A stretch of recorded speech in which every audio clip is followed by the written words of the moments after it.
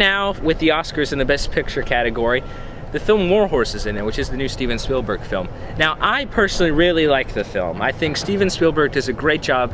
In fact, I think he's probably the king of sentimentality. If you look at things he's done, like The Terminal, or E.T., somewhat Amistad, The Color Purple, Empire of the Sun, things like that, they're really, or at least sections of it are very, very sad, but it doesn't overdo it. It really blends it very well with the story. And I think War Horse did that very well. I do think there are a few too many stories involved in War Horse, but I think that that's not enough to crush the movie's impression that it made on me, at least. So I was wondering, after seeing it, there were some scenes in War Horse that when you watched them, I felt you could watch those scenes on their own, and they were so wonderfully done that if I were to just see that scene, I would start to get all involved in just the scene itself.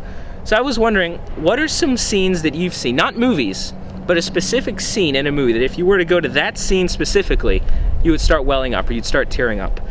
For me, now this might give away some of the film, so if you don't want to know anything about it, then I suggest you to stop watching, but in the film Barry Lyndon, whenever Redmond Barry is sitting by his son's side, and his son is dying because he fell off the horse that his father bought him for his birthday, he asks his father, he says, "Am I going to die? Am I dead already in certain parts of my body?" And the father's there crying, and he's there with his mother, and he holds his hand, and they look at each other, and his son asks his father to tell him a story, and his father tells him the story, and then it cuts right to the death scene. It is really an incredible scene, and I suggest you to at least watch that scene. I'd want you to watch the film, but at least watch that scene, because it is incredibly heartfelt.